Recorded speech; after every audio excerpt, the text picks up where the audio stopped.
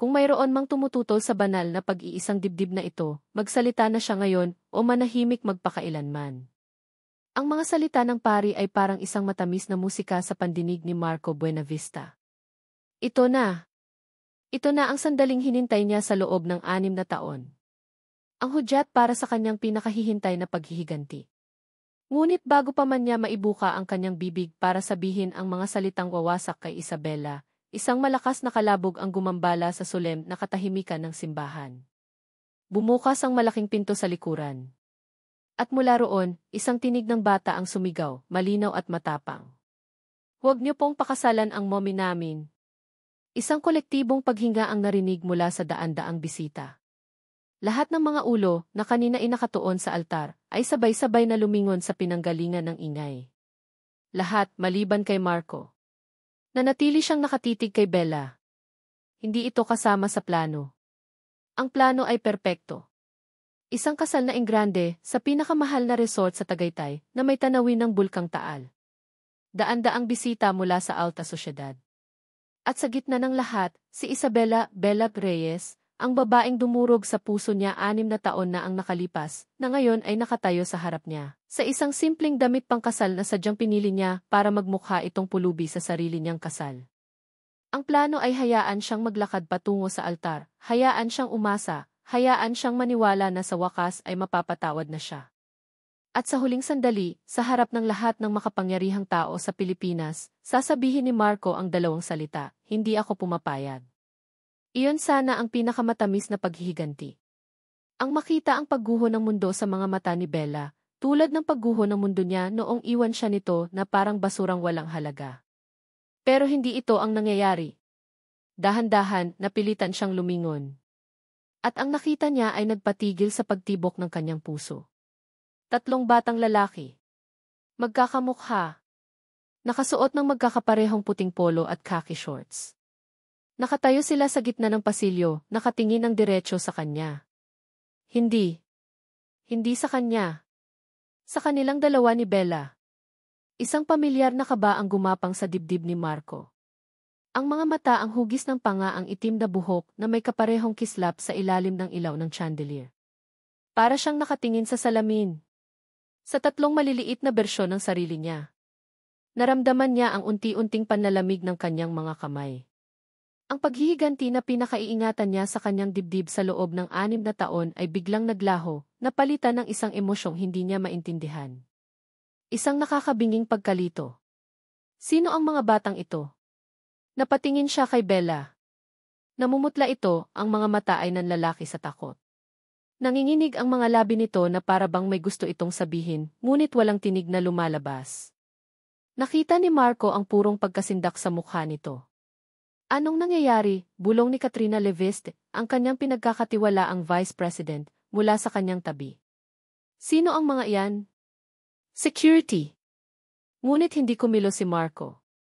Ang kanyang mga mata ay nakapako sa 3 bata, na ngayon ay dahan-dahang naglalakad palapit sa altar.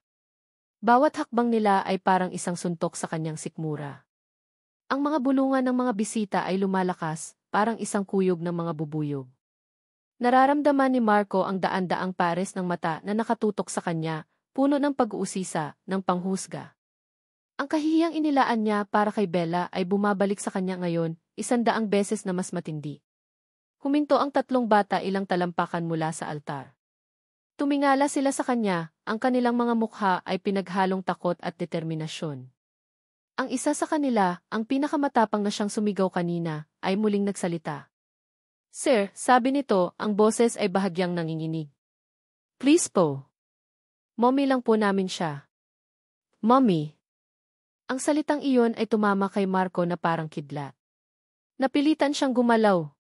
Hindi niya pinansin ang kamay ni Katrina na humawak sa braso niya. Hindi niya pinansin ang nag-aalalang mukha ng pari. Bumaba siya sa isang baitang ng altar. Ang tunog ng kanyang mamahaling sapatos na Italyano ay umalingaw sa nakabibinging katahimikan. Lumuhod siya sa harap ng mga bata. Isang bagay na hindi kailanman ginawa ng isang Marco Buenavista. Ngunit sa sandaling ito, hindi siya ang bilyonaryong si. Isa lamang siyang lalaking nalulunod sa isang dagat ng mga tanong. Pinagmasdan niya ang mukha ng bawat isa. Magkakamukha sila, ngunit may kaunting pagkakaiba. Ang isa ay may matapang na mga mata, tulad niya. Ang isa ay may mas mahinahong hitsura, na nagpapaalala sa kanya kay Bella. At ang pangatlo ay nakayuko, mahiyain. Ang puso niya, na matagal nang naging bato, ay biglang nakaramdam ng isang kakaibang kirot. Tumayo siya at hinarap si Bella. Ang buong mundo ay naglaho. Ang mga bisita, ang simbahan, maging ang mga bata. Tanging silang dalawa na lang ang natira. Naglakad siya palapit dito, bawat hakbang ay mabigat. Nakita niya ang isang butil ng luha na gumulong sa pisngi nito. Huminto siya sa mismong harapan nito. Ang amoy ng bulaklak sa buhok nito ay pareho pa rin. Ang mga matang minsan niyang minahal ng higit pa sa kanyang buhay ay nakatitig sa kanya ngayon, puno ng takot at pagsusumamo. Ang galit na inipon niya sa loob ng napakaraming taon ay parang bulang biglang naglaho. Nawala ang plano. Nawala ang paghihiganti. Ang natira na lamang ay isang malalim at nakalulunod na tanong. 6 na taon, bulong niya, halos hindi marinig. Ang boses niya ay basag, hindi niya makilala. 6 na taon, Bella. Nakita niya itong napapikit, na parabang ang bawat salita niya ay isang latigo na humahampas dito. Hindi niya na napigilan ang sarili. Kailangan niyang malaman. Kailangan niyang marinig mula mismo dito. Ibinaba niya ang kanyang boses, isang bulong na para lamang sa kanilang dalawa, isang bulong na puno ng 6 na taon ng sakit at pagkalito. Bella, ano nang ibig sabihin ito? Hindi ito sumagot. Ibinaling nito ang tingin sa 3 bata na ngayon ay nakatingin sa kanila, mga mata ay puno ng pag-aalala. Pagkatapos ay ibinalik nito ang tingin sa kanya. Isang patak pa ng luha ang dumaloy mula sa mata nito, isang tahimik na pag-amin na mas malakas pa sa anumang salita. At sa sandaling iyon, alam na ni Marco ang sagot. Ang katotohanang mas masakit pa sa pag-iwan nito sa kanya. Ang katotohanang wawasak sa lahat ng pinaniniwalaan niya. Ang kasal na ito ay hindi na para sa paghihiganti. Ito na ngayon ang simula ng isang bangungot na higit pa sa kanyang inaakala. Ang dagundong ng mga bulungan ay parang isang alon na unti-unting lumalamon sa buong simbahan. Para kay Isabela Reyes, ang bawat isang bulong ay parang isang karayom na tumutusok sa kanyang balat. Hindi dapat ganito. Ang plano niya ay simple, kahit desperado. Hahayaan niyang matapos ang seremonya. Pagkatapos, sa reception, sa isang pribadong pagkakataon, kakausapin niya si Marco. Ilalayo niya ito sa lahat, at doon niya sasabihin ang lahat. Doon niya ipapakilala ang 3 batang lalaki na naghihintay sa labas kasama ang kanyang pinsan. Iyon ang plano. Isang tahimik na pag-amin, hindi isang pampublikong eskandalo. Ngunit ang mga bata, sa kanilang inosenteng pagmamahal, ay sinira ang plano. Ang kanilang takot na tuluyan na silang mawalan ng ina ay mas nanaig kaysa sa anumang tagubilin na ibinigay niya. Mommy, ye. Ang mahinang boses ni Miggy ang nagpabalik kay Bella sa kasalukuyan. Nakita niya ang takot sa mga mata ng kanyang 3 anghel. Sa isang iglap, nawala ang kahihiyan, nawala ang mga mapanuring mata ng mga bisita. Ang tanging mahalaga ay ang mga anak niya. Halikayo, mga anak, bulong niya, ang boses ay nanginginig. Hinawakan niya ang maliliit nilang mga kamay. Kailangan nilang makaalis dito. Agad. Isang landas ang tila himalang nabuksan sa gitna ng mga nagkakagulong bisita. Ang mga security guard na nakapalibot sa simbahan, na kanina'y tila mga estatwa, ay kumilos na, lumilikha ng harang sa pagitan nila at ng mga usisero. Utos ni Marco, sigurado siya. Kahit sa gitna ng kanyang pagkalito, ang kapangyarihan ni Marco Buenavista ay hindi maikakaila. Itinulak niya ang isang pinto sa gilid at dinala ang kanyang mga anak sa isang silid na pinalamutyan ng puting bulaklak at seda. Ang bridal room. Ang silid na dapat sana ay maging saksi sa kanyang tagumpay, ay naging kulungan niya ngayon. Mommy, galit po ba yung lalaki? Tanong ni Jamie, ang pinakamahiyain sa 3, habang kumakapit sa kanyang palda. Yumuko si Bella at niyakap silang 3. Hindi, anak. Hindi siya galit. Nagulat lang siya. Isang pagsisinungaling. Nakita niya ang galit sa mga mata ni Marco. Isang galit na pinalamutya ng sakit at pagtataksil. Bumukas ang pinto. Si Marco. Tumayo siya, itinago ang mga anak sa kanyang likuran. Ang mamahalin nitong tuksedo ay bahagyang gusot, isang patunay ng kaguluhan sa kanyang isipan. mga mata niya ay parang nagliliyab na baga, nakatutok sa kanya. Sino sila, Bella? Tanong niya, ang boses ay kalmado ngunit may nakatagong panganib. Nanuyo ang lalamunan ni Bella. Marco T. Huwag mong banggitin ang pangalan ko, sigaw niya, at napaurong ang mga bata sa likod niya. Sumagot ka. Sino sila? Mga anak ko sila, sagot ni Bella, ang bawat salita ay parang bubog sa kanyang lalamunan. Humakbang si Marco palapit, ang tingin ay hindi natitinag. Mga anak mo? O mga anak natin? Napapikit si Bella. Ang katahimikan niya ang naging sagot. Isang mapait na tawa ang kumawala sa mga labi ni Marco. Isang tawang walang saya, puno ng sakit. 6 na taon, Bella. 6 na taon mo silang itinago sa akin. 6 na taon mo akong pinaniwalang wala akong kwenta, na iniwan mo ako dahil isa lang akong hamak na mahirap. Pero ang totoo, may tinatago ka pala. Hindi mo maiintindihan, pakiusap ni Bella, naramdaman niya ang pag-init ng kanyang mga mata. Ang ipaintindi mo sa akin, sigaw niya muli. Bakit ngayon lang? Bakit kung kailan may pangalan na ako? Kung kailan mayaman na ako? Pera ba, Bella? Pera ba ang habol mo? Ang akusasyon ay isang sampal na hindi niya nakita. Hindi. Bago pa man siya makapagpaliwanag, bumukas muli ang pinto. Pumasok si Katrina Leviste, ang kanang kamay ni Marco. Ang mukha nito ay puno ng pag-aalala, ngunit may kakaibang kislap sa mga mata nito na hindi gusto ni Bella. Marco, huminahon ka, sabi ni Katrina sa isang malambing na boses, hinawakan nito ang braso ni Marco. Baka marinig kayo sa labas. Pagkatapos ay bumaling ito kay Bella, isang ngiting pilit ang nasa labi. Miss Reyes, I'm Katrina. Marco's Executive Vice President. Pasensya ka na sa nangyari. Nagulat lang kaming lahat.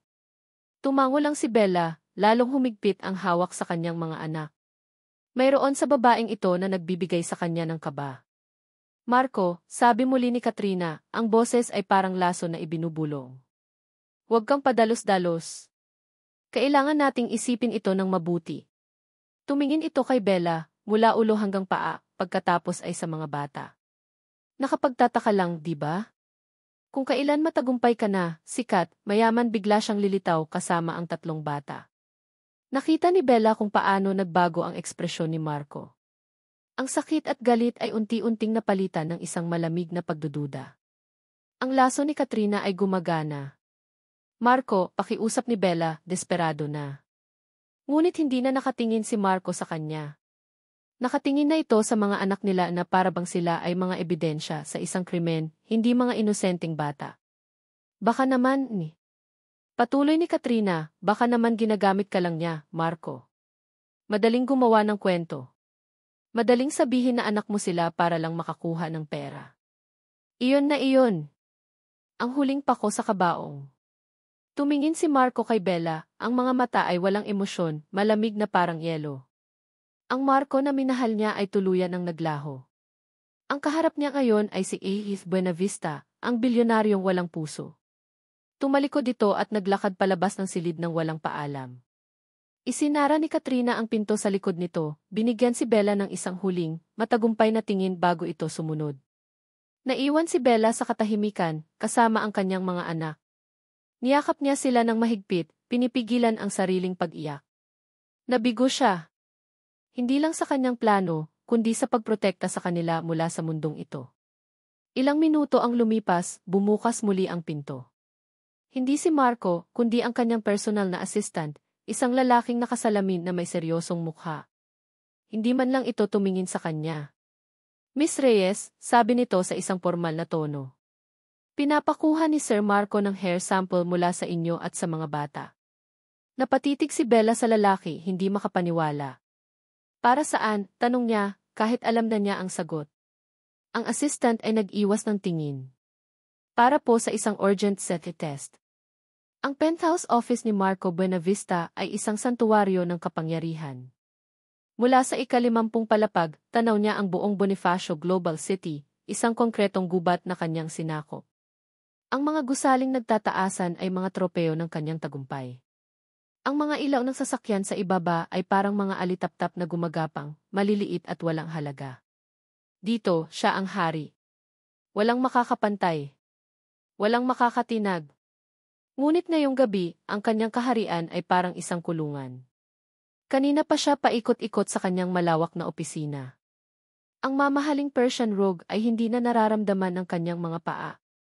Ang katahimikan ay nakabibingi, pinupuno lamang ng mahinang ugong ng air conditioner at ng malakas na kabog ng sarili niyang dibdib. Ang isip niya ay isang magulong pelikula, paulit-ulit na ipinapalabas ang mga eksena mula sa simbahan kanina. Ang sigaw ng bata. Ang pagbukas ng pinto. Ang tatlong mukha na salamin ng kanyang sariling mukha. At ang mga mata ni Bella. Ang mga matang iyon na puno ng takot. Isang matalas na kirot ang tumagos sa puso ni Marco. Galit. Iyon ang unang emosyon. Isang nag-aalab na galit sa 6 na taon ng panluloko. Paano niya nagawa ito sa kanya? Paano niya nagawang itago ang isang sikretong ganito kalaki? Isinuntok niya ang kanyang mesa na gawa sa solidong nara. Hayop ka, Bella, sigaw niya sa kawalan. Ngunit sa ilalim ng galit, may ibang bagay na gumagapang. Pagdududa. Ang mga salita ni Katrina ay umuulit-ulit sa kanyang isipan.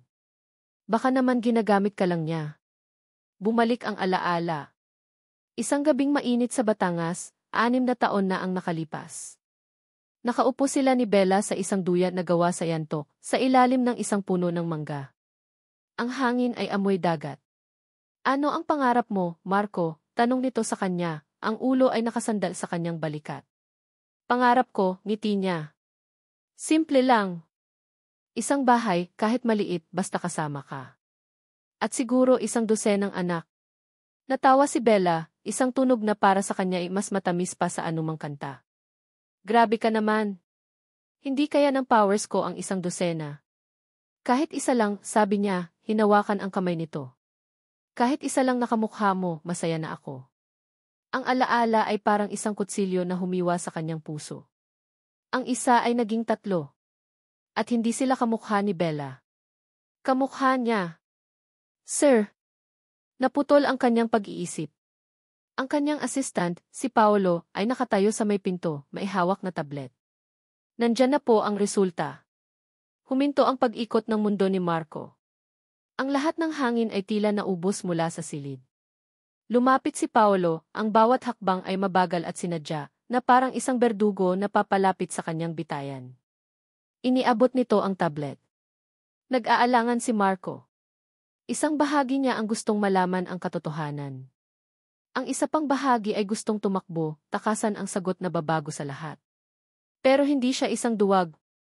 Siya si Marco Buenavista. Hinaharap niya ang lahat. Kinuha niya ang tablet. Ang kanyang mga kamay, na kayang magpatayo ng mga gusali, ay bahagyang nanginginig. Isang EV file ang nakabukas sa screen. Isang dokumento mula sa pinakaprestihiyosong laboratorio sa bansa. Puno ito ng mga numero at teknikal na salita na hindi niya maintindihan. Ngunit ang kanyang mga mata ay napako sa isang bahagi sa pinakababa ng dokumento, sa ilalim ng heading na conclusion. Subject, Marco E. Buenavista. Children, Leo E. Sandoval, Miggy E. Sandoval, James E. Sandoval. Probability of paternity, 79.9%. 79.9%. Ang mga numero ay parang sumasayaw sa harap ng kanyang mga mata. Hindi ito isang opinyon. Hindi ito isang akusasyon. Ito ay isang siyentipikong katotohanan. Isang katotohanang hindi niya matatakasan. Sila ay kanya. Anak niya. Mayroon siyang 3 anak. Ang tablet ay dumulas mula sa kanyang mga kamay. Bumagsak ito sa sahig na gawa sa Italian marble. Ang tunog ng nabasag na salamin ay umalinggaw sa nakabibinging katahimikan. Napaupo si Marco sa sahig, sa gitna ng kanyang malawak at walang lamang opisina. Ang mga binti niya ay biglang nanghina, hindi na kayang suportahan ang bigat ng katotohanan ito. Ang lahat ng kanyang yaman, ang kanyang kapangyarihan, ang kanyang imperyo, lahat ng iyon ay biglang nawalan ng halaga. Pinaniwala niya ang kanyang sarili na ang paghihiganti ang magpapagaling sa kanya. Ngunit ngayon, sa harap ng katotohanan ito, naramdaman niya ang isang butas sa kanyang pagkatao na mas malalim pa kaysa dati. 6 na taon. 6 na taon ng kanilang buhay ang ninakaw sa kanya. Ang kanilang mga unang ngiti, unang hakbang, unang salita. Lahat ng iyon ay nawala. Isang uri ng sakit na hindi pa niya naramdaman kailanman ang pumuno sa kanyang dibdib. Hindi ito ang sakit ng pusong sawi. Ito ay ang sakit ng isang amang hindi man lang nalaman na siya ay isang ama. Bumukas ang pinto. Pumasok si Katrina, ang mukha ay nag-aalala.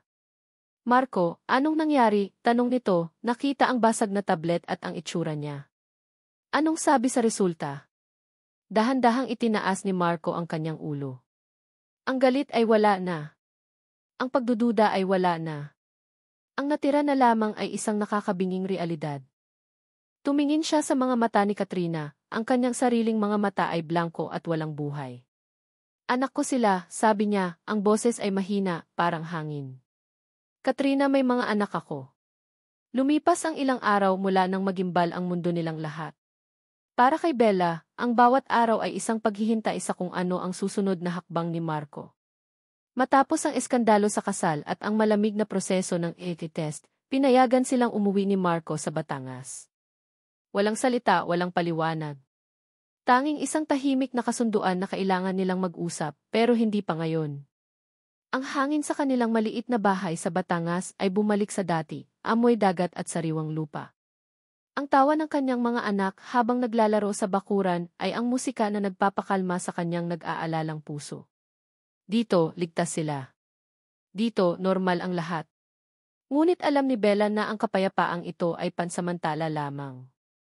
Isang hapon, habang naglalaro ng habulan sina Leo, Miggy at James sa ilalim ng puno ng aratiles, isang hindi pamilyar na tunog ang bumasag sa katahimikan. Isang malakas na ugong ng makina, isang tunog na hindi nabibilang sa kanilang simpleng probinsya. Napahinto sa pagdidilig ng halaman si Bella.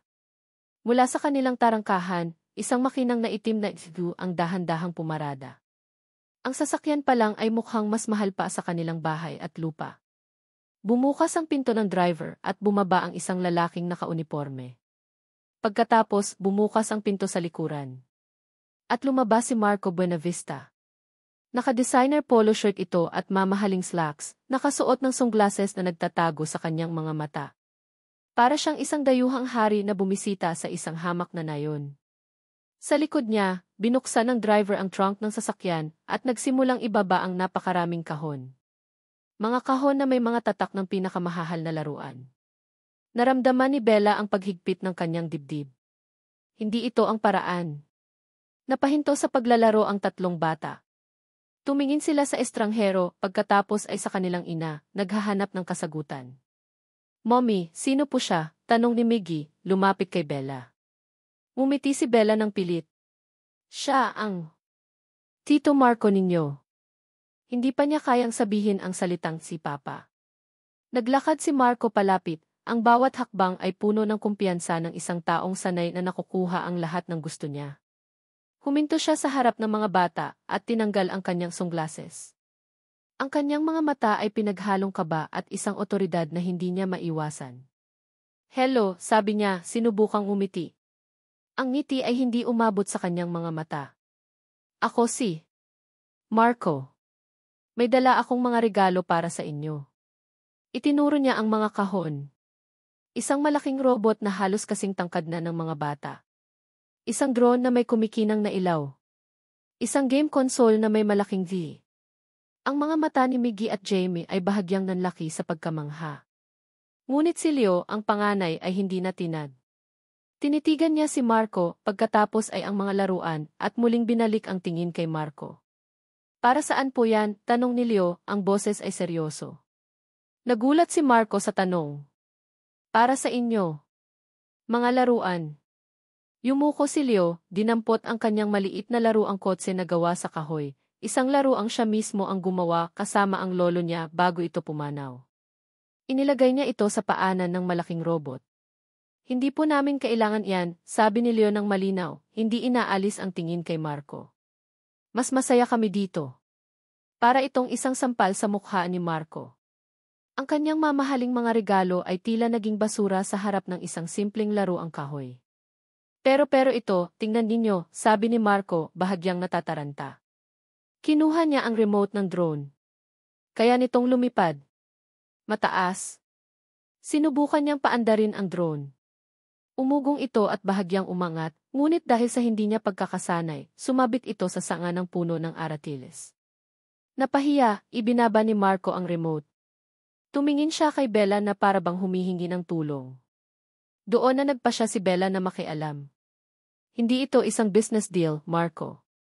Hindi sila mga kliyente na kailangan mong paikutin sa iyong mga palad. Naglakad siya palapit, ang bawat hakbang ay matatag. Tumayo siya sa pagitan ni Marco at ng kanyang mga anak.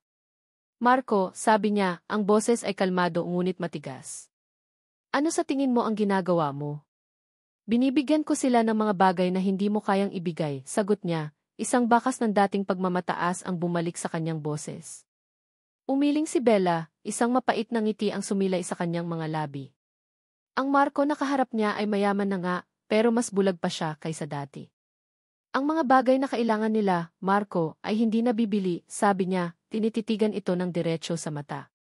Kailangan nila ng oras, ng pasensya, ng isang ama. Huminga siya ng malalim, inipon ang lahat ng lakas ng loob na mayroon siya. Hindi mo sila makukuha sa pera, Marco. 6 na taon kang wala. Naramdaman niya ang bigat ng kanyang mga salita. Nakita niya itong tumama kay Marco, mas malakas pa kaysa sa anumang suntok. Ang pagmamataas sa mukha nito ay gumuho, napalitan ng isang bagay na hindi pa niya nakikita dati, kawalan ng kakayahan. Pagkalito. Paghirapan mo, dugtong ni Bella, ang boses niya ay bahagyang lumambot, may bahid ng kaunting awa. Hindi sumagot si Marco. Ang tingin niya ay lumipat mula kay Bella patungo sa mga bata. Sina Leo, Miggy at Jamie ay bumalik na sa kanilang paglalaro, tinatawanan ang drone na nakasabit sa puno, mas masaya pa sa kanilang simpleng habulan. Nakatayo si Marco Buenavista sa gitna ng mga mamahaling laruan na walang pumapansin. Isang bilyonaryo na walang kapangyarihan. Isang hari na walang kaharian. At sa unang pagkakataon sa loob ng napakaraming taon, naramdaman niyang siya ang pinakamahirap na tao sa buong mundo. Nakatingin siya sa isang eksena ng purong kaligayahan, isang pamilya, at alam niyang hindi siya bahagi nito. Ito ay isang laban na hindi niya alam kung paano sisimulan, isang digmaang hindi niya mapapanalo gamit ang pera o kapangyarihan. Gabi. Ang tanging maririnig sa maliit na bahay ni Bella ay ang mahinang tunog ng mga kuliglig sa labas at ang payapang paghinga ng kanyang 3 anak. Matapos ang nakakapagod na araw at ang biglaang pagdating ni Marco, sa wakas ay payapa nang natutulog sina Leo, Miggy at James sa iisang banig, magkakatabi, mga anghel sa kanyang paningin. Umupo si Bella sa gilid ng kanilang higaan, hinaplos ang buhok ni Leo. Ang buhok na kasing itim at kasing kapal ng buhok ni Marco. Ang pagdating ni Marco kanina ay gumising sa isang bahagi ng kanyang puso na matagal na niyang sinubukang ibaon. Ang Marco na nakita niya, mayaman, makapangyarihan, at bulag sa paniniwalang kayang bilhin ng pera ang lahat, ay isang estranghero. Ngunit sa ilalim ng lahat ng iyon, nakita pa rin niya ang bakas ng lalaking minahal niya. Ang lalaking sinaktan niya ng lubusan.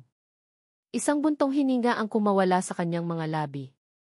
Ang mga mata niya ay napapikit at ang isip niya ay lumipad pabalik sa nakaraan. Sa isang panahon na puno ng pangarap at pag-ibig, bago pa ito lamunin ng isang mapait na katotohanan. 6 na taon na ang nakalipas. Ang amoy ng ospital, pinaghalong amoy ng lisol at sakit, ang sumalubong kay Bella. Kanina pa siya naglalakad-lakad sa pasilyo, hindi mapakali. Ang bawat pagdaan ng doktor o nurse ay nagpapatindig ng kanyang balahibo. Miss Reyes? Isang doktor na may pagod ngunit mabait na mga mata ang lumapit sa kanya. Pwede ba tayong mag-usap sa opisina ko? Sa loob ng maliit na opisina, ang bawat salita ng doktor ay parang isang martilyo na pumupukpok sa kanyang dibdib. Severe case of congestive heart failure, Miss Reyes.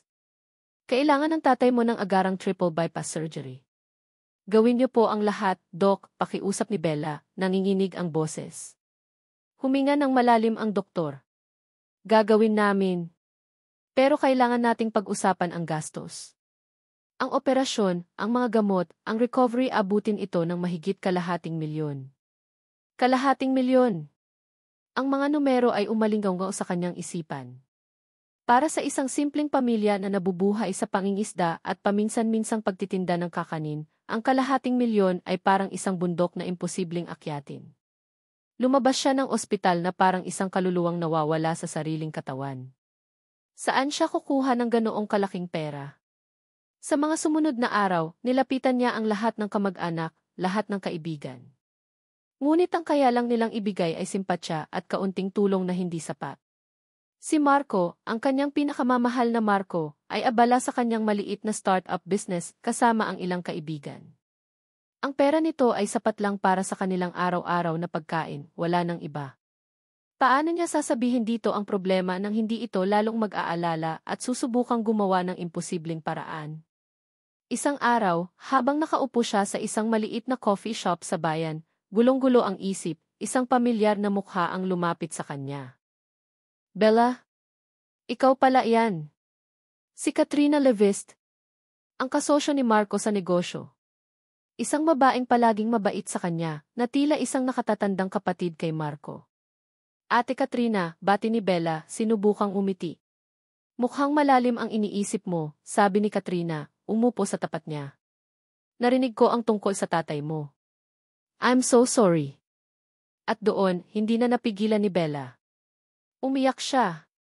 Ikinuwento niya ang lahat, ang sakit ng kanyang ama, ang operasyon, ang perang imposible nilang mahanap. Nakikinig lang si Katrina, ang mukha ay puno ng awa. Nang matapos si Bella, huminga ito ng malalim. Bella, paano kung sabihin kong may paraan? Napatingin si Bella, isang kislap ng pag-asa ang nabuhay sa kanyang puso. May kilala akong isang foundation. Isang napakayamang pamilya na tumutulong sa mga taong tulad ninyo, paliwanag ni Katrina. Pero may kondisyon sila. Ayaw nilang malaman ng kahit sino ang pagtulong nila. Lalo na ang mga taong malapit sa tinutulungan nila. Gusto nila ang tulong ay tulong lang. Walang utang na loob, walang anumang ugnayan. Kahit ano po, Ate Katrina. Kahit anong kondisyon, sabi ni Bella, desperado. Ngumiti si Katrina, isang ngiting hindi umabot sa mga mata nito. Sasagutin nila ang lahat ng gastos. Lahat-lahat. Ang kapalit kailangan mong lumayo kay Marco. Gumuho ang mundo ni Bella. Ko? Bakit si Marco? Dahil alam ng foundation na gagawin ni Marco ang lahat para maghanap ng paraan para bayaran sila, paliwanag ni Katrina sa isang lohikal na tono. Ayaw nila ng ganoon. Ang gusto nila, tulong na walang kapalit. Kailangan mong iwan si Marco, Bella. Kailangan mong paniwalain siya na hindi mo na siya mahal. Para hindi niya isipin na may kinalaman siya sa biglaang paggaling ng tatay mo. Isipin mo na lang ang tatay mo, Bella. Ito lang ang paraan. Ang buhay ng kanyang ama kapalit ng kanyang kaligayahan. Isang pagpipilian na hindi dapat pagpilian ng sinuman. Gabi. Sa dalampasigan kung saan sila unang nagsumpaan ng pag-ibig, hinarap ni Bella si Marco.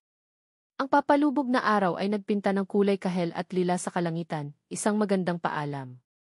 Marco, kailangan na nating maghiwalay, sabi niya, ang bawat salita ay parang kutsilyong sinasaksak niya sa sarili niyang puso. Ano? Tawa ni Marco. Nagbibiro ka ba, mahal? Hindi ako nagbibiro, sabi niya, hindi tumitingin sa mga mata nito. Pagod na ako, Marco. Pagod na akong umasa. Pagod na akong mangarap. Nakita niya ang pagkalito sa mukha nito na unti-unting napalitan ng sakit. Pero ang mga pangarap natin. Pangarap mo yon, hindi pangarap ko, sigaw niya, ang mga luhang nagbabadyang tumulo ay kanyang pinigilan. Hindi ko kayang mabuhay sa pangarap lang, Marco. Kailangan ko ng katotohanan. Kailangan ko ng isang lalaking may maibibigay na kinabukasan sa akin. Bella Dri. Hinawakan nito ang kanyang kamay, ngunit marahas niya itong iwinaksi. Huwag, Marco. Tapos na tayo. Tumalikod siya at nagsimulang maglakad palayo. Ang bawat hibla ng kanyang katawan ay gustong lumingon, gustong tumakbo pabalik at yakapin ito, at sabihing hindi totoo ang lahat. Ngunit ang imahe ng kanyang amang nakahiga sa kama ng ospital ang nagpatigas sa kanyang mga binti. Nagpatuloy siya sa paglakad, iniwan ang lalaking mahal niya sa dalampasigan, kasama ang mga durog na pangarap nito. Ang hindi niya alam noon, habang naglalakad siya palayo, ay may dala-dala na siyang isang maliit na sikreto sa kanyang sinapupunan. Isang sikretong magiging tatlo. Ang bunga ng kanilang pagmamahalan. Isang mainit na likido ang pumatak sa kanyang kamay. Luha. Bumalik si Bella sa kasalukuyan, sa tahimik na silid. Pinunasan niya ang kanyang mga pisngi. Ang sakit ng nakaraan ay kasing sariwa pa rin ang dati. Ginawa niya ang pinakatamang desisyon para sa kanyang ama, ngunit iyon din ang naging pinakamalaking kasalanan niya kay Marco. Tinitigan niya ang natutulog na mukha ng kanyang mga anak. Sila ang kanyang kaligayahan, ang kanyang lakas, at ang buhay na patunay ng kanyang malaking kasinungalingan. Ngayong nagbalik na si Marco, ngayong alam na nito ang tungkol sa mga bata, isang tanong ang gumugulo sa kanyang isipan, isang tanong na nagdudulot ng takot sa kanyang puso. Karapatan ba niyang malaman ang totoong dahilan ng kanyang pag-alis? O ang sikretong ito ay isang krus na dapat niyang pasanin mag-isa, habang buhay? Madaling araw na. Ang mga ilaw ng syudad sa labas ng bintana ng penthouse ni Marco ay unti-unti nang kumukupas, napapalitan ng malamlam na kulay abo ng bukang liwayway. Ngunit para kay Marco, ang gabi ay hindi pa tapos. Hindi siya natulog. Hindi siya makatulog. Ang imahe ng kanyang mga anak na masayang naglalaro sa ilalim ng puno, habang siya ay isang estrangherong nakatingin mula sa malayo, ay nakatatak sa kanyang isipan. At ang mga salita ni Bella. Hindi mo sila makukuha sa pera, Marco. 6 na taon kang wala. Paghirapan mo. May mali. Kung si Bella ay isang gold digger, isang oportunista na naghihintay lang ng tamang pagkakataon, hindi ba't dapat ay sinunggaban na niya ang alok ni Marco? Dapat ay niyakap na niya ang mga mamahaling laruan, ang pangako ng isang maginhawang buhay. Pero hindi. Itinaboy siya nito. Pinamukha sa kanya na ang pera niya ay walang kwenta. Ang lohika ng isang negosyante ay nagsimulang gumana sa isip ni Marco. Kapag ang mga numero ay hindi nagtutugma, mayroong mali sa equation. At sa kwento ng kanilang paghihiwalay, napakaraming hindi nagtutugma. Umupo siya sa harap ng kanyang computer, ang mukha ay sinisikatan ng malamig na ilaw mula sa screen. Kailangan niyang malaman. Mayroon siyang isang pakiramdam, isang kutob na hindi niya maipaliwanag, na may mas malalim na dahilan sa likod ng lahat. Sinimulan niyang maghalungkat. Ginamit niya ang kanyang access bilang isisi para buksan ang mga lumang file ng kumpanya, ang digital archive na naglalaman ng lahat ng transaksyon mula pa noong nagsisimula pa lang sila. Ang Buena Vista Holdings, na noon ay isa lamang maliit na startup. Una niyang hinanap ang pangalan ni Bella, Isabella Reyes. Walang lumabas na resulta. Sinubukan niya ang pangalan ng ama nito na ipinahanap niya sa kanyang assistant ilang araw na ang nakalipas, Antonio Reyes. Wala pa rin. Napabuntong hininga si Marco. Ano ba ang hinahanap niya? Ni siya mismo ay hindi alam. Hinilot niya ang kanyang mga sentido, pilit na inaalala ang mga detalye mula 6 na taon na ang nakalipas. Ang sakit ng ama ni Bella. Ang ospital. Iyon na iyon. Mabilis niyang itinipa ang pangalan ng ospital sa Batangas. Inilagay niya ang petsa, ang mga buwan kung kailan sila naghiwalay. Daan-daang mga file ang lumabas. Mga payroll, mga supplier, mga resibo. Mga walang kwentang dokumento. Ngunit isang file ang nakakuha ng kanyang atensyon. Isang maliit na linya sa isang financial summary.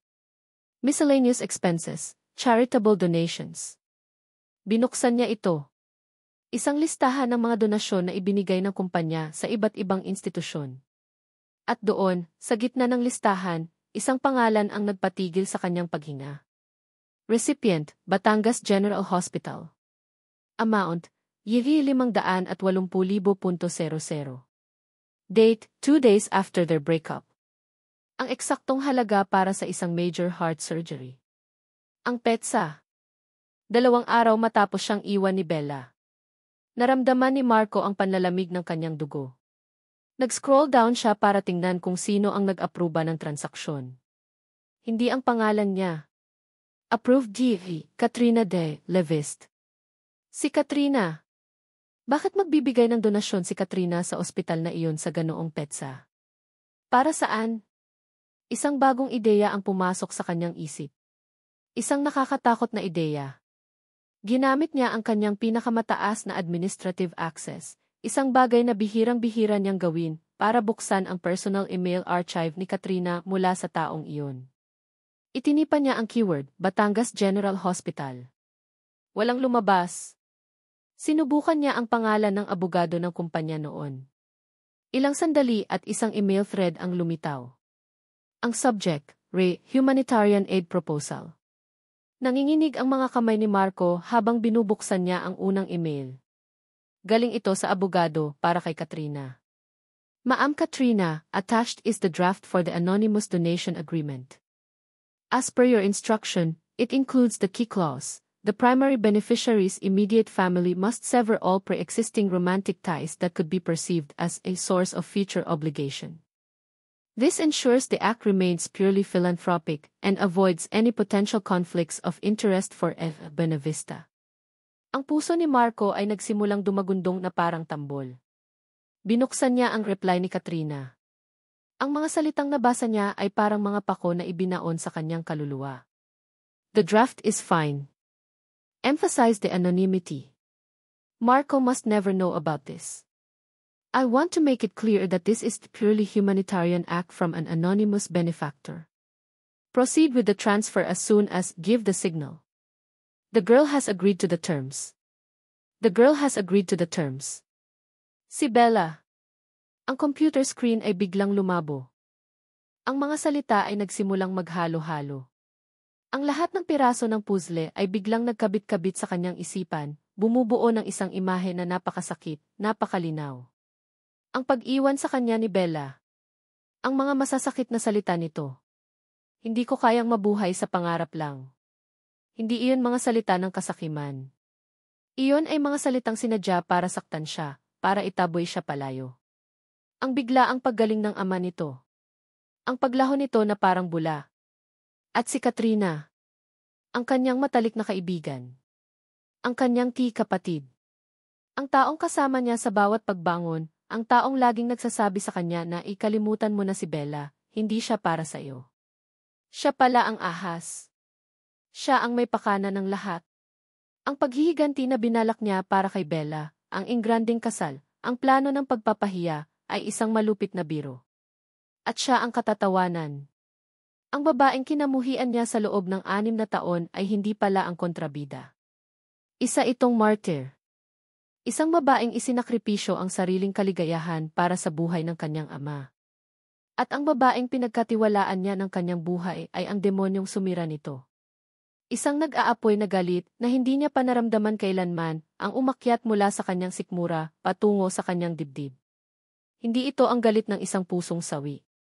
Ito ay ang galit ng isang taong na lamang ang buong buhay niya sa nakalipas na 6 na taon ay isang malaking kasinungalingan.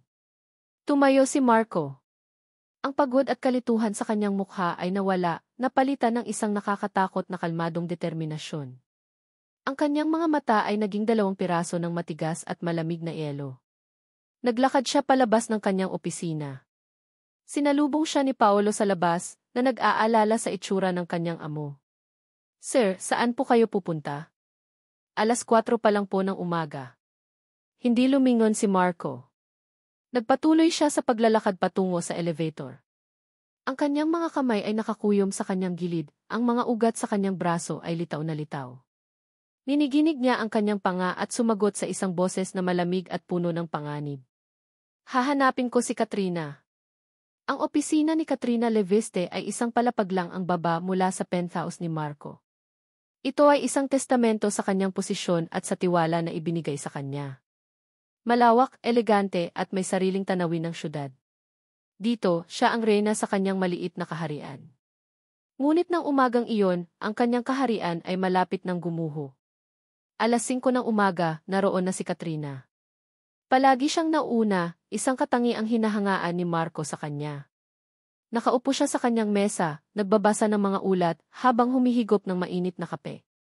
Isang malakas na kalabog ang bumasag sa katahimikan. Ang pinto ng kanyang opisina ay bumukas ng malakas, tumama sa pader. Pumasok si Marco. Hindi ang Marco na kanyang kilala, ang kalmado, ang kalkulado, ang laging may kontrol. Ang Marco na nasa harap niya ngayon ay parang isang bagyo na handang manalasa. Ang mga mata nito ay nag-aapoy sa isang emosyong hindi pa niya nakikita dati. Marco. Anong ni? Hindi na niya natapos ang kanyang sasabihin. Inihagis ni Marco ang isang folder ng mga papel sa kanyang mamahaling mesa. Ang mga printout ng email. Ang mga dokumento ng donasyon. ang mga ebidensya ng kanyang kasalanan. Ipaliwanag mo to, Katrina, sigaw ni Marco, ang boses ay umalinggaw sa buong silid. Tinitigan ni Katrina ang mga papel. Ang kanyang puso ay nagsimulang tumibok ng mabilis. Nahuli siya. Pagkatapos ng 6 na taon ng maingat na pagtatago, nahuli siya. Ngunit si Katrina Leviste ay hindi isang babaeng basta-basta sumusuko. Itinaas niya ang kanyang tingin, sinalubong ang nag-aapoy na mga mata ni Marco. Ang maskara ng pag-aalala at pagkakaibigan na suot niya sa loob ng maraming taon ay unti-unting natunaw. Isang malamig at mapanuyang ngiti ang sumilay sa kanyang mga labi. At kung naipaliwanag ko, ano? Maniniwala ka ba sa akin? Tanong niya, ang boses ay puno ng pang-uyam. O mas maniniwala ka sa isang babaeng bigla na lang sumulpot para habulin ang pera mo? Huwag mong isama si Bella dito, sigaw ni Marco, lumapit sa mesa, halos itukod ang sarili dito. Ito ay tungkol sa'yo. Sa ginawa mo.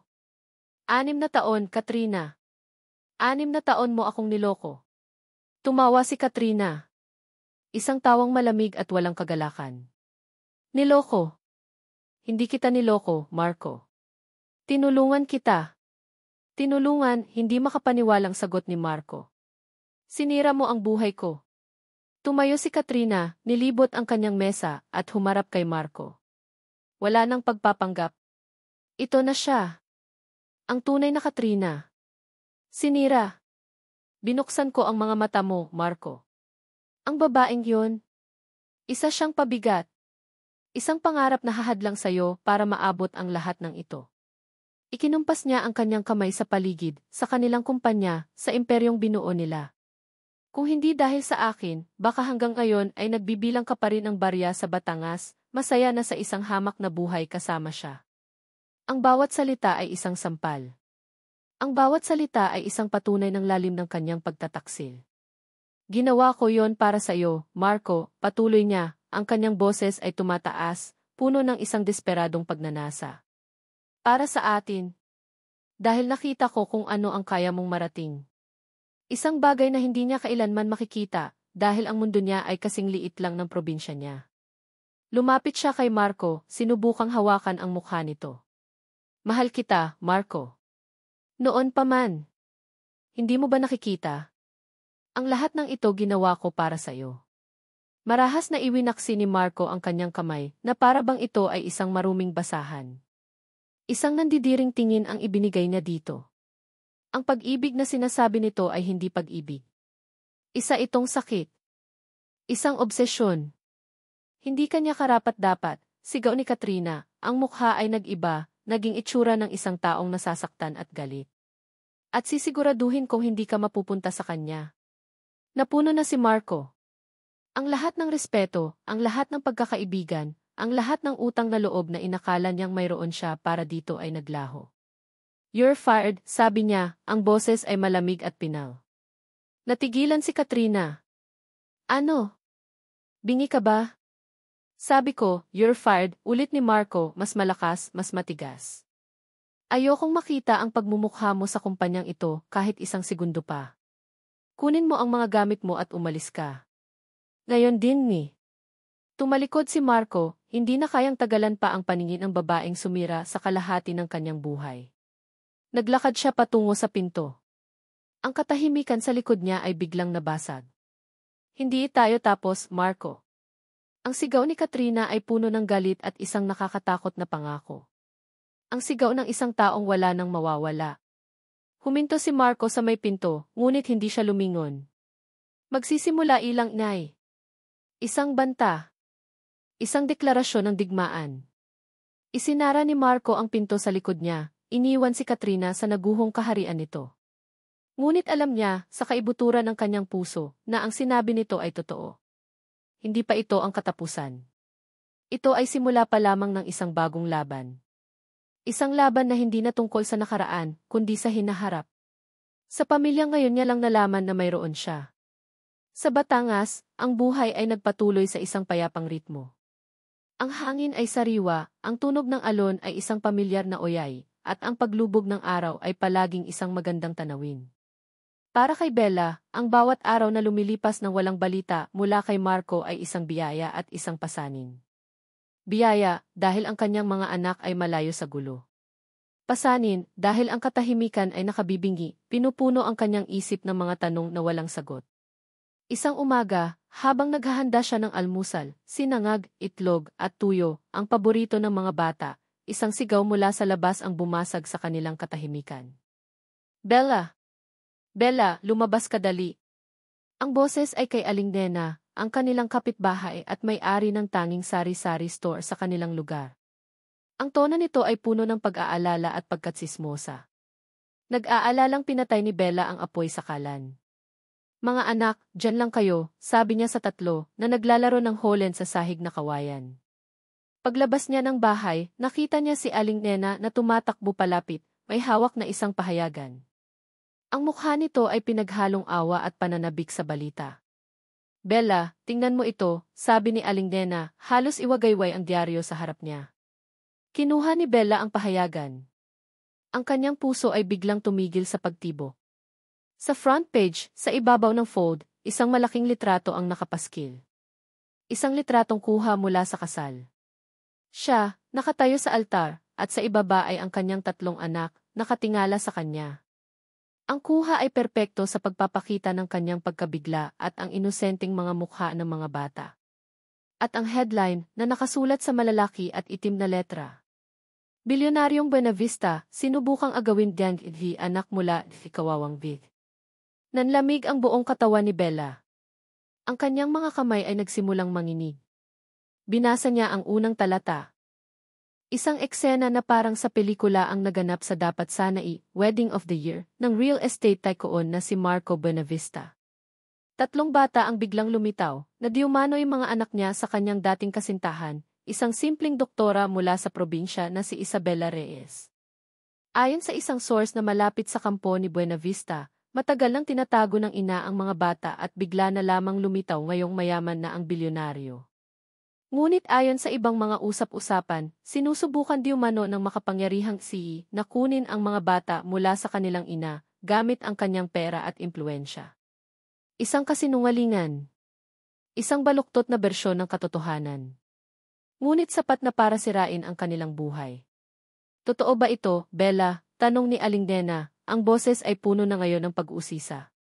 Hindi makasagot si Bella. Naibagsak niya ang pahayagan sa lupa na parabang ito'y isang makamandag na ahas. Sa mga sumunod na oras, ang kanilang maliit at tahimik na baryo ay naging sentro ng atensyon. Ang laso ng media ay mabilis kumalat. Ang mga kapitbahay na dati ngumingiti sa kanya ay tumitingin na ngayon ng may pagdududa at awa. Ang mga batang dati kalaro ni Leo, Miggy at Jamie ay pinagbabawalan na ng kanilang mga magulang na lumapit. Ang pinakamasakit ay nangyari ng hapon na iyon. Isang puting van ang huminto sa harap ng kanilang bahay. Bumaba mula rito ang mga lalaking may dalang malalaking kamera, mga mikropono. Mga reporter. Mga buwitring nakaamoy ng sariwang laman. Enes Reyes. Edleth Reyes. Totoo po bang tinataguan niyo ang mga anak niyo kay M. Buenavista? Totoo po bang pera lang ang habol niyo? Ano po ang masasabi niyo sa akusasyong sinusubukan niyang kunin ang mga bata sa inyo? Sinalakay nila ang kanilang bakuran, itinutok ang kanilang mga kamera sa bintana, sinisigaw ang kanyang pangalan. Nasa loob si Bella, yakap-yakap ang kanyang tatlong anak na umiiyak sa takot. Tinakpan niya ang kanilang mga tainga, ngunit ang mga sigaw ay malinaw pa rin. Nakita niya ang takot at pagkalito sa mga mata ng kanyang mga anak.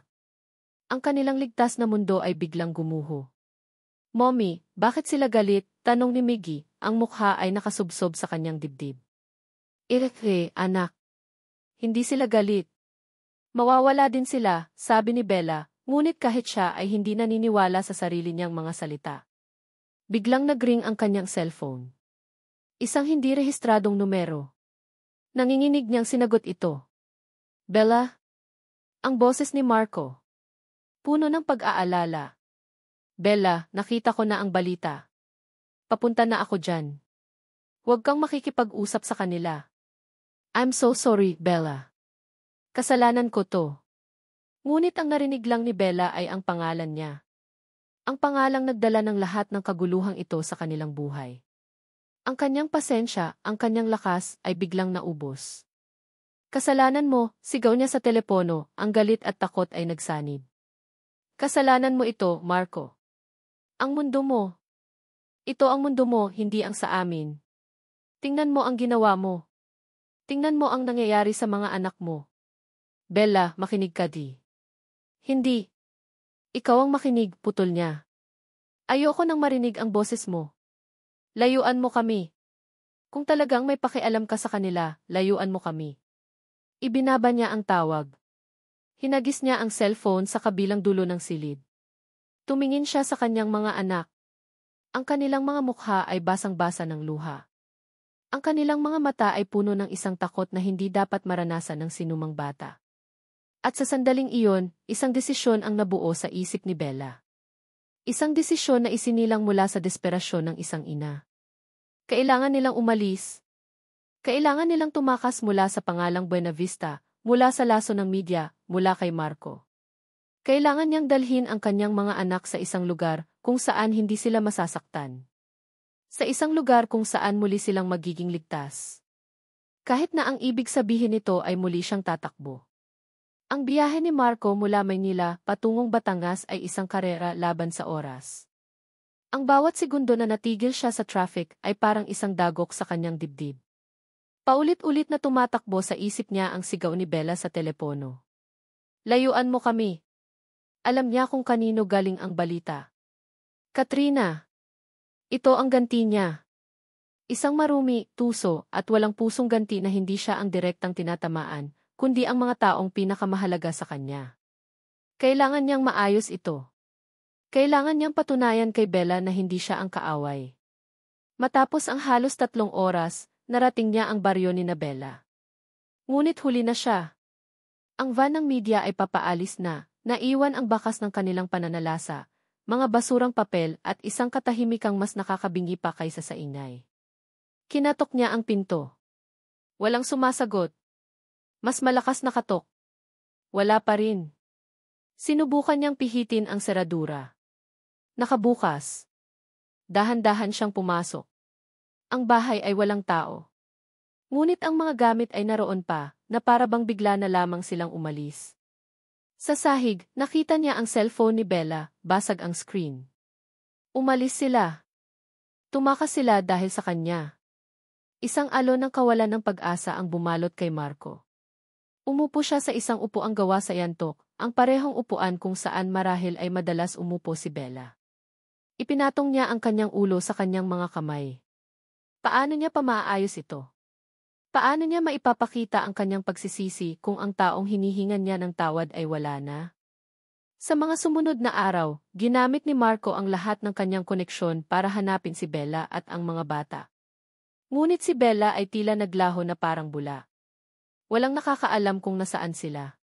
Isang linggo ang lumipas. Isang gabi, habang nakatulala siya sa kanyang opisina, isang text message ang dumating sa kanyang telepono. Mula sa isang hindi pamilyar na numero.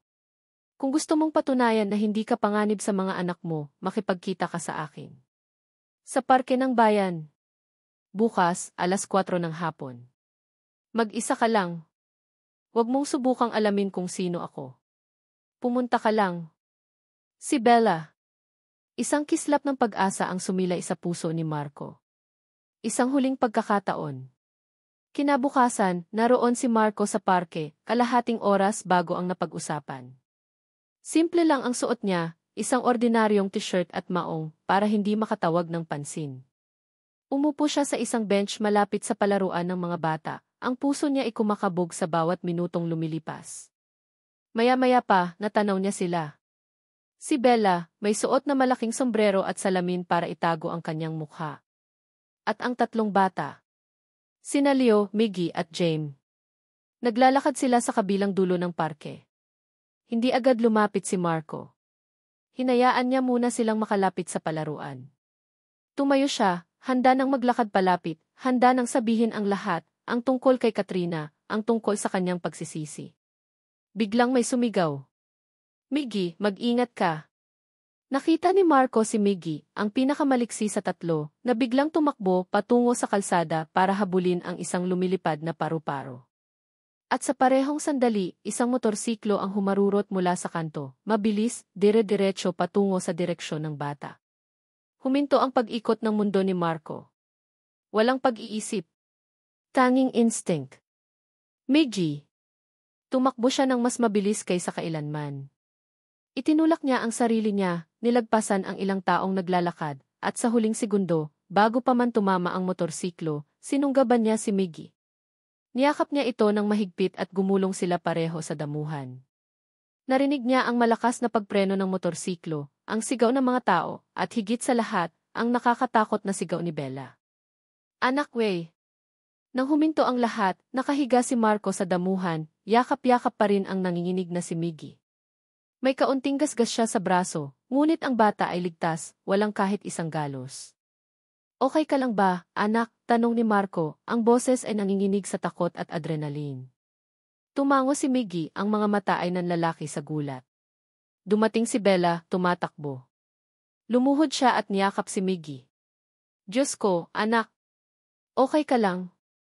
May masakit ba sa'yo? Pagkatapos ay tumingin siya kay Marco. Sa isang saglit, nakita ni Marco ang pasasalamat sa mga mata nito. Ngunit ito ay mabilis na naglaho. Biglang nagring ang cellphone ni Bella. Kinuha niya ito mula sa kanyang bulsa. Isang text message mula sa isang hindi kilalang numero. Binuksan niya ito. Isang video. Nanginginig niyang pinindot ang play. Ang video ay maikli at malabo, tila kuha mula sa malayo. Ipinakikita nito ang eksena ilang segundo bago ang aksidente. Si Marco tumatakbo palapit kay Miggy. Ngunit ang anggulo ay tuso. Mukhang hindi inililigtas ni Marco si Miggy. Mukhang nag-aagawan sila sa isang bagay, malapit sa kalsada. Pagkatapos, ang eksena kung saan halos masagasaan si Miggy. Ang video ay pinutol bago pa man makita ang pagligtas ni Marco. Ang video ay isang kasinungalingan. Isang perpektong gawa-gawang kasinungalingan na nagpapalabas na si Marco ang dahilan kung bakit napahamak ang bata. Isang mapait na tawa ang kumawala sa mga labi ni Bella. Tawa ng isang taong sumuko na. Itinaas niya ang kanyang tingin mula sa cellphone patungo kay Marco. Ang kanyang mga mata ay walang laman. Patay. Sabi ko na nga ba, bulong niya, ang boses ay basag. Ikaw ang panganib, Marco. Ikaw. Bella, hindi totoo yan, pakiusap ni Marco, nakikita ang huling hibla ng pag-asa na napuputol. Patibong yan. Si Katrina D. Huwag mong banggitin ang pangalan niya, sigaw ni Bella. Palagi kang may dahilan. Palagi kang may sisisihin. Pero ang totoo, simula nang bumalik ka, puro kapahamakan na lang ang dala mo sa buhay namin. Tinayo niya si Miggy at hinawakan ang kamay ng dalawa pa niyang anak.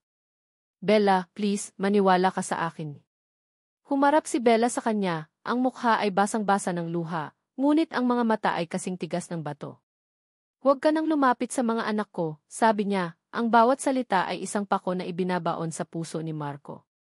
Kailanman. Tumalikod sila at naglakad palayo.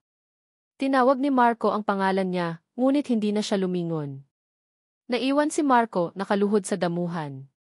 Natalo na siya. Ang huling patibong ay gumana. Nawala na sa kanya ang lahat. Hindi lang ang babaeng mahal niya, kundi maging ang tiwala nito. Sa mata ni Bella, hindi na siya isang ama na nagsisisi. Isa na siyang halimaw. Ang gabi matapos ang insidente sa parke ay ang pinakamahabang gabi sa buhay ni Marco. Hindi na siya bumalik sa Maynila. Nag-check-in siya sa isang maliit na hotel sa bayan, sa isang kwartong amoy luma at may bintanang nakaharap sa isang pader. Ang karangyaan ng kanyang penthouse ay parang isang malayong panaginip. Dito, sa katahimikan ng murang kwarto, wala siyang ibang kasama kundi ang kanyang mga kabiguan. Paulit-ulit na umalinggaw-ngao sa isip niya ang huling mga salita ni Bella. Huwag ka nang lumapit sa mga anak ko. Kailanman. Ang mga salitang iyon ay mas masakit kaysa sa anumang sampal, sa anumang pagtataksil. Dahil sa pagkakataong ito, may bahid ito ng katotohanan. Simula nang bumalik siya, ano nga ba ang naidulot niya kundi gulo? Ang kasal na naging eskandalo. Ang media na sumalakay sa kanilang tahanan. Ang aksidente sa parke.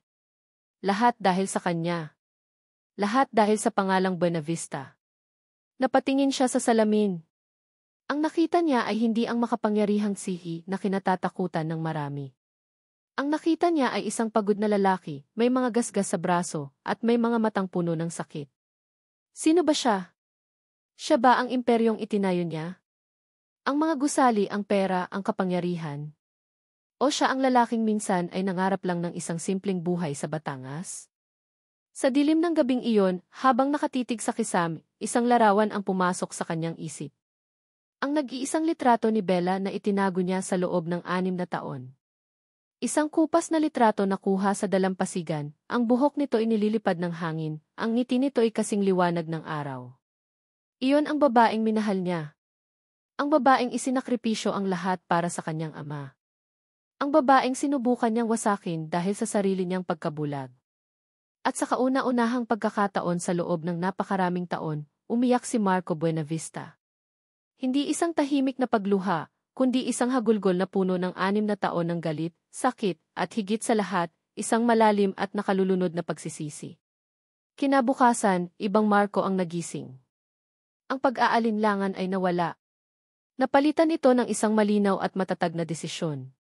Alam na niya kung ano ang dapat niyang gawin. Hindi para makuha sila pabalik. Hindi para manalo. Kundi para patunayan na mali si Bella. Hindi siya isang panganib. At para magawa iyon, kailangan niyang alisin ang pinakasanhi ng lahat ng panganib, ang kanyang sarili. Ang kanyang kapangyarihan. Ang kanyang pera.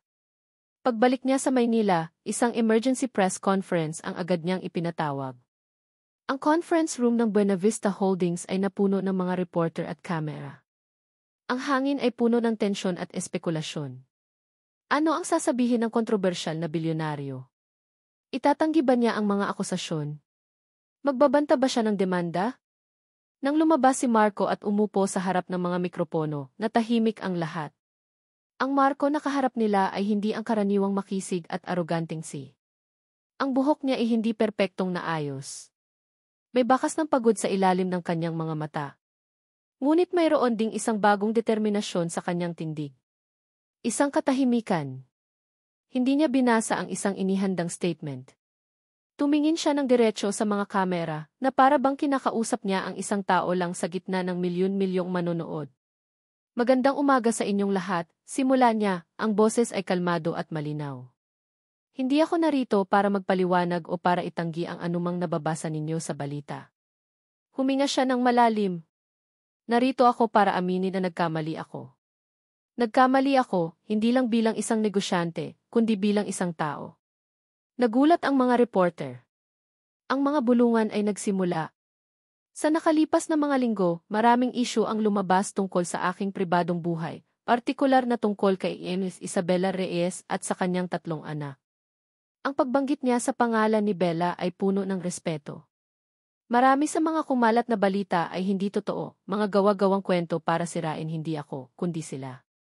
At sa lahat ng sakit at gulo na naidulot nito sa kanila, ako ang may kasalanan. At humihingi ako ng tawad. Tumingin siya muli sa kamera, ang kanyang mga mata ay puno ng isang emosyong hindi pa nakikita ng publiko mula sa kanya, katapatan.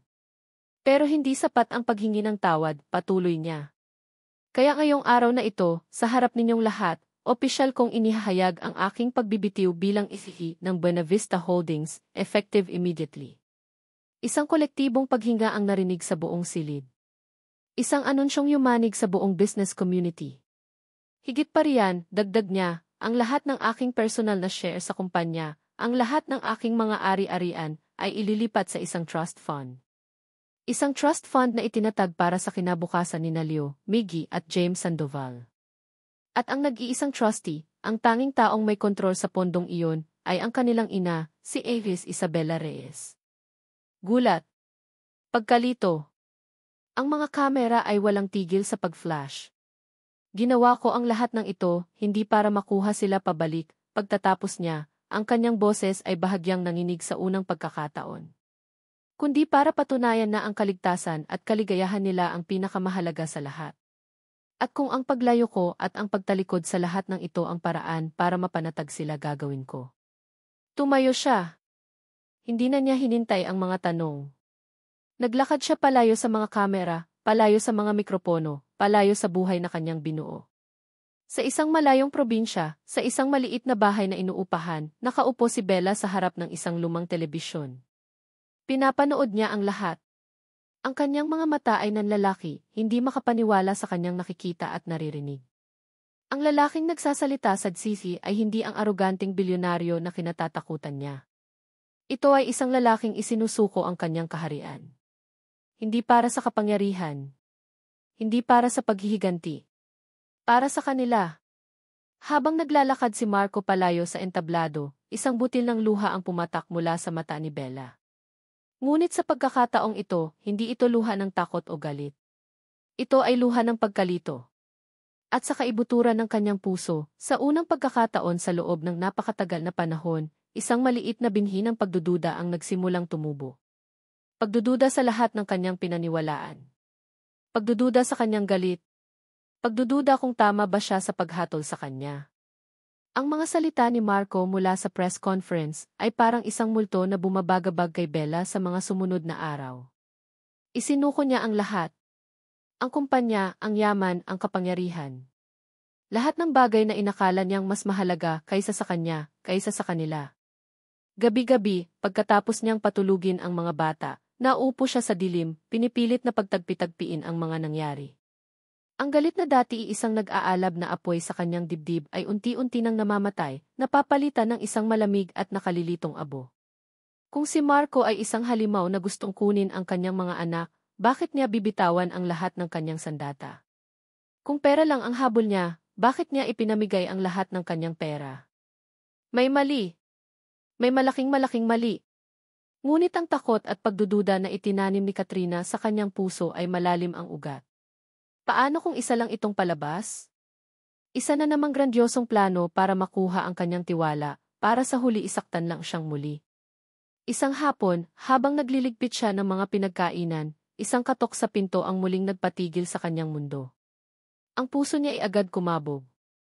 Ang media na naman ba? Dahan-dahan siyang sumilip sa bintana.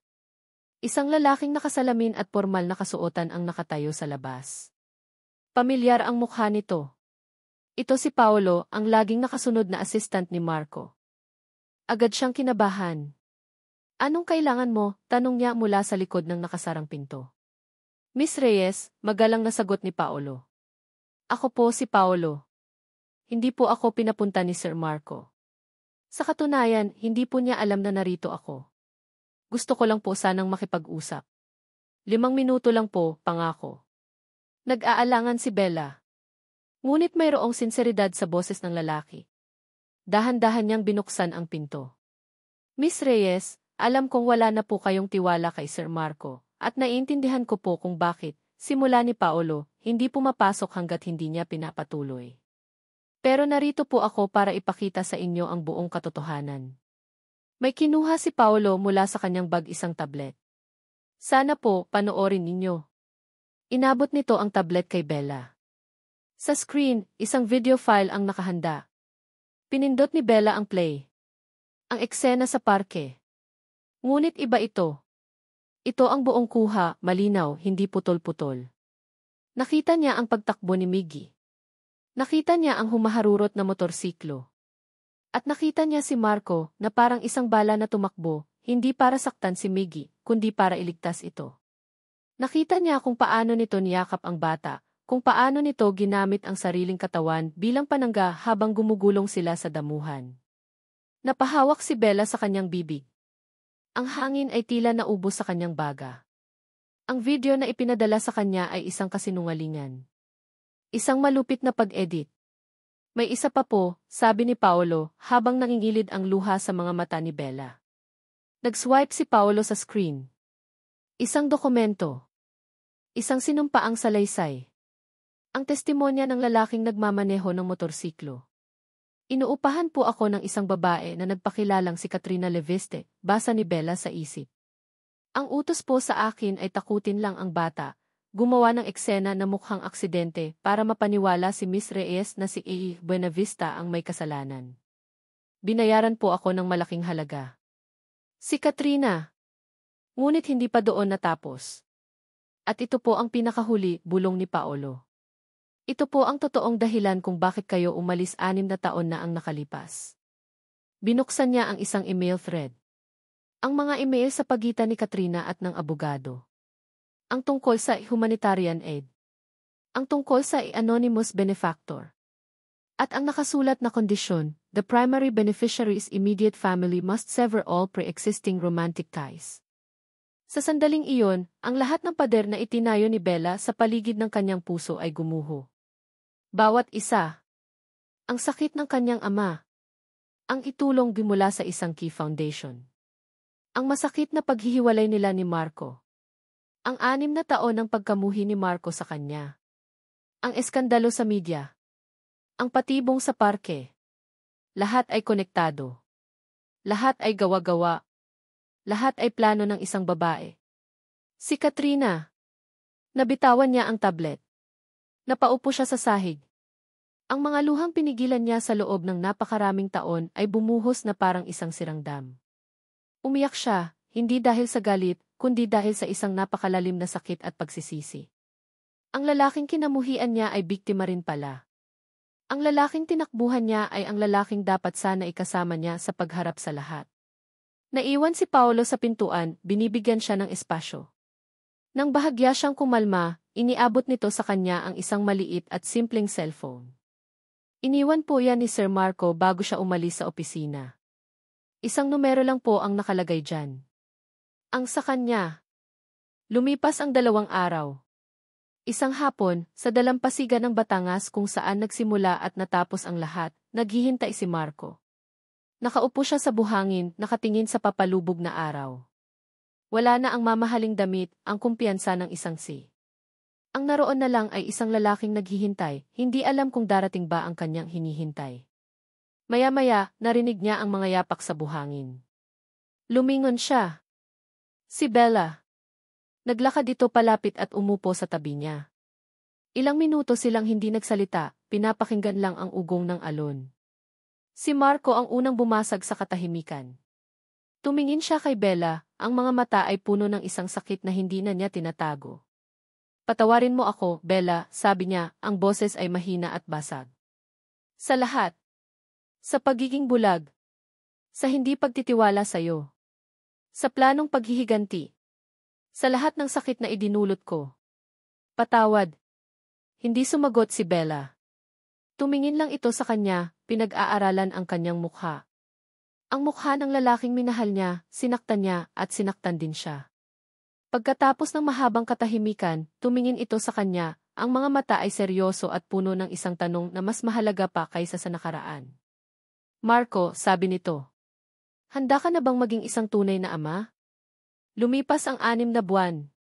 Ang ingay ng business world at ang eskandalo ng mga Buenavista ay unti-unti nang humupa, napalitan ng mga bagong balita, mga bagong chismis.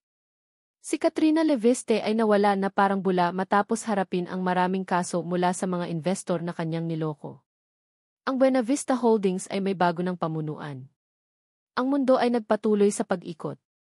Ngunit sa isang maliit na bahay sa tabi ng dagat sa Batangas, isang bagong mundo ang dahan-dahang nabubuo. Isang umaga, ang amoy ng sinangag at pritong isda ang gumising kay Marco. Hindi na ito ang amoy ng mamahaling kape sa kanyang penthouse, kundi ang amoy ng tahanan. Paglabas niya ng kanyang maliit na kwarto, na nasa isang guest house na katabi lang ng bahay ni Bella, isang pamilyar na eksena ang kanyang naabutan. Papa, sira po yung gulong ko, sigaw ni Jamie, itinuturo ang kanyang maliit na bisikleta. Si Marco, na nakasuot lang ng simpleng t-shirt at shorts, ay ngumiti. Lumuhod siya, hindi na iniinda kung madudumihan ang kanyang damit. Halika, tingnan natin. Baka kailangan lang ng konting hangin. Sa loob ng 6 na buwan, ito na ang naging buhay niya. Ang mga board meeting ay napalitan ng pag-aayos ng mga sirang laruan. Ang pagbabasa ng stock market reports ay napalitan ng pagbabasa ng mga fairy tale bago matulog. Ang pagsakop sa syudad ay napalitan ng pag-aaral kung paano maging isang ama. Hindi ito madali. May mga araw na nararamdaman pa rin niya ang awkwardness, ang 6 na taon na nawala. May mga pagkakataong hindi niya alam ang sasabihin, hindi alam ang gagawin. Minsan, tinatawag pa rin siyang Tito Marco ng mga bata, isang paalala ng distansya na kailangan pa niyang punan. Ngunit hindi siya sumuko. Araw-araw, naroon siya. Naghahatid sa kanila sa eskwela. Tinuturuan silang maglangoy. Nakikinig sa kanilang mga kwento tungkol sa mga kaibigan at mga pangarap. Araw-araw, ipinapakita niya, hindi sa salita, kundi sa gawa, na narito siya para manatili.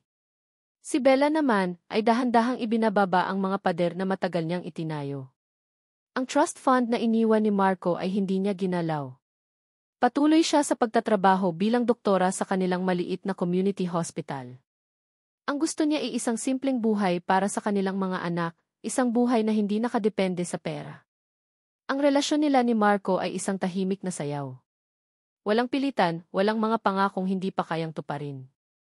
Isang pag-unawa na ang sugat ay kailangan ng panahon para maghilom. Ngunit sa bawat araw na magkasama sila, sa bawat ngiting ibinabahagi nila habang pinapanood ang mga bata, ang sugat ay unti-unting naghihilom. Isang hapon, habang papalubog ang araw, dinala nilang 5 ang isang malaking saranggola sa dalampasigan. Ang parehong dalampasigan kung saan sila minsan ay nagsumpaan at naghiwalay. Papa, mas mataas pa, sigaw ni Leo habang hawak-hawak ni Marco ang rolyo ng sinulid. Miggy, hawakan mo ng mahigpit, tawa ni Bella, habang tinutulungan si Miggy na ayusin ang buntot ng saranggola. Si James naman ay abala sa paggawa ng sandcastle. Panakanakang tumitingin sa lumilipad na saranggola, isang malaking ngiti ang nasa kanyang mukha. Tumayo si Marco at Bella, magkatabi, habang pinapanood ang kanilang 3 anak na nagtatawanan at naghahabulan sa buhanginan. Ang saranggola ay sumasayaw sa hangin, isang makulay na simbolo ng kanilang bagong simula. Ang hangin ay amoy alat at pag-asa.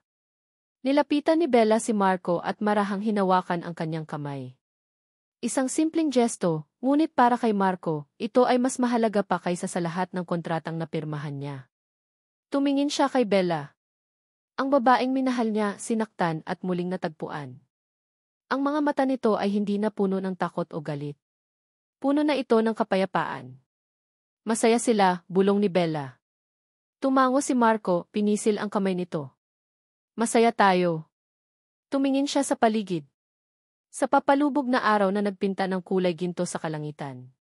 Sa 3 batang lalaki na tumatawag sa kanya ng si Papa. Sa babaeng katabi niya, na ang kamay ay akmang-akma sa kanya. Ang lahat ng yaman na nawala sa kanya ay walang-wala kumpara dito. Ang kapangyarihan ay pansamantala. Ang mga gusali ay maaaring gumuho. Ngunit ito ay totoo. Ito ay panghabang buhay. Inakbayan niya si Bella at isinandal nito ang ulo sa kanyang balikat. Marco, bulong nito. Aysan. Salamat. Hindi na kailangang itanong ni Marco kung para saan. Alam niya. Para sa pagbabalik. Para sa hindi pagsuko. Para sa pagpili sa kanila.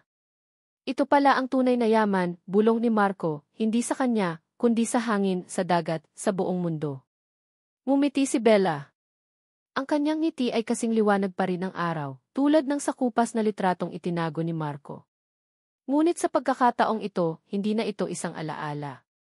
Ito na ang kanyang katotohanan. Ang kanilang katotohanan. Sama-sama. Buo. Isang pamilya. At dito nagtatapos ang kwento ni na Marco at Bella. Isang kwento ng paghihiganti na naging paghahanap at isang paghahanap na nauwi sa pagkatagpo ng tunay na tahanan. Sa lahat ng aming minamahal na tagapakinig, maraming salamat. Mula sa kaibuturan ng aking puso, nagpapasalamat ako sa inyong pagsama sa amin sa bawat kabanata, sa bawat pagtawa, pag-iyak, at sa bawat pintig ng puso ni na Marco, Bella, at ng kanilang 3 anghel. Ang pagsulat ng kwentong ito ay isang paglalakbay din para sa akin, isang paglalakbay sa mundo ng sakit, ng pagpapatawad, at ng walang katumbas na pag-ibig ng isang pamilya. Sana, sa pagtatapos ng kwentong ito, ay may isang aral na manatili sa ating mga puso, na ang tunay na yaman ay hindi nasusukat sa pera o kapangyarihan, kundi sa mga sandaling kapiling natin ang mga taong tunay na nagmamahal sa atin. Na ang pagpapatawad, gaano man kahirap, ay ang susi na nagbubukas sa pinto ng kapayapaan. At ang pag-asa, kahit sa pinakamadilim na gabi, ay laging sisikat na parang isang umaga sa dalampasigan. Kung ang kwentong ito ay nakaantig sa inyong puso, huwag po kayong mag-atubiling ibahagi ang inyong mga saloobin sa comment section. Ano ang paborito ninyong eksena? Anong aral ang inyong natutunan? Nais naming marinig ang inyong boses. Muli, ako po ang inyong lingkod, ang inyong scriptwriter, na nagsasabing hanggang sa susunod nating kwentuhan. Paalam!